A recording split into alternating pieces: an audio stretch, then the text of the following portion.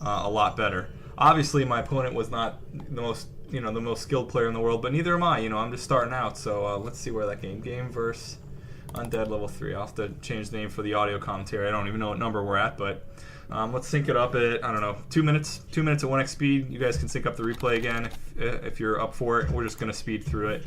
Maybe watch it 2 or 3x speed just to kind of analyze the game overall. I want to watch what my opponent was doing and see where I could have maybe improved. Let's do it at 2 minutes. And we'll do it at 2x speed. So 2 minutes, 2x speed, get it paused up. I'm going to do the same. You can probably hear my audio sounds in the background. Almost there. 52, 53, 54, 55, 2 minutes, okay. 2 minutes, 2x speed. We'll do the fog of war off this time so you can kind of see what my opponent was doing the whole game. And we'll unpause it in 5, 4, 3, 2, 1, unpause. Alright, so we're on pause, blah blah blah. Opponent is going in the Ghouls build, which is usually a little odd. I've seen most Undead players go in Fiends versus Orc early, but this is a newer player, so a little odd for him. Generally, if you're going to go Ghouls and you're going Death Knight first, you'll probably try to harass your opponent or at least find out where he's at earlier.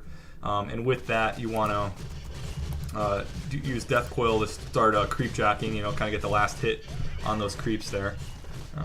Let's see, we're both creeping early on. I'm a little bit faster than him. I was able to creep my little camp out, and now I'm already creeping in that orange camp, which is nice. Good advantage for me. He's running back to his base. His tech is earlier than mine, I think. Yep, a little bit earlier, which is good for him. What else is going on? See, I wish I would have built my Voodoo Lounge a little bit earlier, because then I could have maybe got those healing potions at this point. Now, he was kind of close to my base at this point. I wonder why he didn't go in and try to get some burrow kills or do a little bit more aggressive push on my my wood peons. That would have been a good move for him at that point. For me, I should have pushed him a lot. Right now would have been the good time, or a little bit before this, to hit his base. And since we just played the game, I know I hit it just in a short second here, but I was a little bit behind, so I need to work on my timing. As opposed to creeping those green camp all the way across the map, maybe it would have been better for me to just head over to my opponent's base and at about the 3 or 4 minute mark, so I could kill those acolytes off now. I'm headed over there now. Let's see, do I end up creeping that orange camp? No. I do go in there, which is good, but okay, wow, no, he finished, he started upgrading to Black Citadel, so I think in me hitting all these acolytes, that's going to cancel that tech, which was even more beneficial for me. I didn't see him do that in the game. Now, this is something I think a lot of people should do with their replays. I mean, a lot of people probably go through their replays real quick right after they watch them, so that's kind of what I'm doing, just 2x speed, try to watch what happens, see if I could see the mistakes I made to improve myself for the next time. There's a lot of ghouls that were kind of low HP there. I probably could have stayed a little bit longer if I wanted to at that point. His base design allowed me some freedom to move behind his haunted gold mine, so I could have moved around, maybe killed another acolyte, or even a ghoul or something like that. So I was feeling pretty confident after that. Hit up all those acolytes and canceling his tech, which is nice for me. I wonder if, I'm not an undead player, but I think they usually wait a little bit while to make that tech. They don't go right from tier 2 to tier 3, but I'll have to ask Mad Child about that, or some of the other undead players.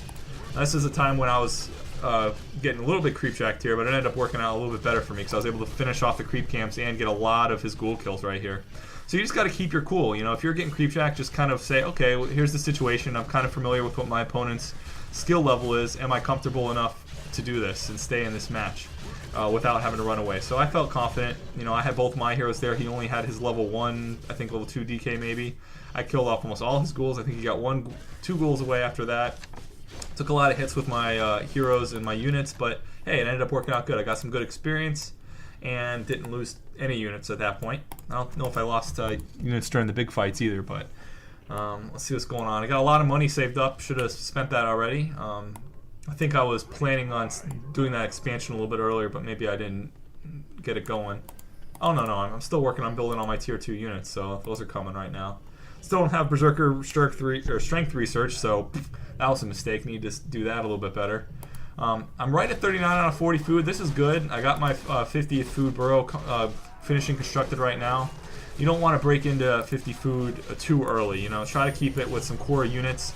A really solid orc army, and thank you Red Means Dead for this, is some like 3 to 4 grunts, 2 to 3 raiders, 2 to 3 spirit walkers. You know, just kind of mix that up depending on whatever you're comfortable with. That's a really solid orc army with 2 heroes. I mean, you could do a lot of damage with that and make that tier 2 push happen. You can fight your opponent out in the field and have really good advantage, you know, with Ensnare, with Hex, with your Shadowhunter, and Blade Master's really good at chasing him down. Now, I failed a lot in this game to make use of my Windwalk level 2, and I think next time I play a game, I'm really going to try to focus on using Windwalk and burn up all my mana if I don't need to keep my Blade Master with my army at all times. You know, maybe I should do that thing where the Shadowhunter and the army creeps while the Blade Master kind of sticks around your opponent's army to keep them busy. That would have been very effective this game if I was able to keep better tabs on my opponent.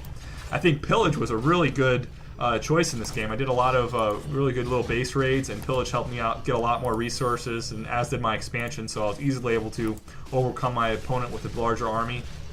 You just try to avoid the targets here and pick your fights. This fight I'm taking right now, fighting off the hill, you know, doing a good thing. If you scroll the thing down, you can actually see how much of a hill that was. My Shadowhunter was a little bit in bad positioning, but more importantly, I was away from my opponent's base. And pushing in a little bit at this point was a little bit of a mistake, but, you know, ended up working out. I had Scroll Town Portal, had to heal on my Shadowhunter, so I kept my units alive. Here I have some insane delay with actually buying all the items I need to buy. I don't know if I was talking or not thinking at this point, but have a lot of resources. I need to be spending that. Get those healing pots used on all my units. Haven't done it yet. You know, this is stuff that needs to happen like automatically, which is good. So I got some pretty good items. I like having Pendant of Energy on my Shadowhunter. It's just like having it on like a Mountain King or something. It's really good on a secondary hero that's very mana dependent, and that has your core disable. You know, like Stormbolt or in this case Hex. Be nice to have it on like your Lich maybe as undead. Or even your Death Knight would be good too. Let's see, what else? Night Elf, maybe not so much. I don't know, they tend to stick with either your Panda. Yeah, your Panda, you can keep it on your Panda. It's always nice to have extra breaths of fire. Of course, Panda's not really a Night Elf hero per se, just happens to be the primary secondary hero when it's available on most maps. So, love playing against Undead. It's my favorite race to play against. I think I'm strongest versus Undead, so this game kind of proves that a little bit. I have a lot of practice versus that because a lot of my friends actually played Undead in real life, so I had a lot of practice versus them, and I got beat all the time too. So I'm really familiar with fighting fiends and stuff. Some funny ghoul builds, you know. I think I'd probably lose to more Undeads too. I just can't counter them that much in ladder yet. Of course, and again, I'm just starting to play again. I've only played 3 games today. So that works out. So here I use my 2 raiders. The point at that, and I don't know if I mentioned it while I was actually playing, was just to kind of spread out my opponent's army, make him decide if he wanted to fight or not. So that worked out. I ended up getting at least 1 abomination kill here, though. I should have just used my Kodo Beast to devour that. That would have been nice. See all these after the fact things. So these wyverns are coming out. As soon as I saw them, I was like, oh shoot, I need to make more wyverns. So I started creating those again. The wyverns are basically just there as to say, hey, I've got air now, so are you going to try to counter that?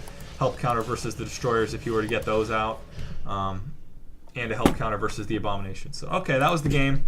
Appreciate you guys tuning into this audio commentary. I'm sorry it was so quick, and I'm sorry it wasn't of uber high level par, you know, pro game, but I'm probably going to try to make this into a series and see how I progress. So you guys see me here at the beginning of my starting to get back into the game and starting to kind of learn where my mistakes are and my core errors of my play style, and trying to improve that and get better weeks down the road. We'll see how another audio commentary goes. Maybe I'll do another live one, take some suggestions on how to better do that from you guys. And if you have any suggestions for my replays, I'm always getting replays from other players and giving critiques myself, but it seems like I'm better at telling other people what to do than actually implementing it myself. But I have a deep understanding because I know that it's hard to do that. From my own experience, the stuff that I know, I don't implement in my own games. I teach people, I tell them because I watch replays all the time and I pay a lot of attention to the strategy elements of the game. It's just hard for me personally to implement a lot of those skills, and I know a lot of that can come with practice, and I just don't practice. So that's my key downfall, I think, there. All right, thanks again, guys. This is Systemshark tuning out, and hopefully we'll see some more audios in the future. I might mix it up. I won't do all my audios of this style, but maybe a few more in the future. We'll see how it works out. Thanks, guys. We'll see you later.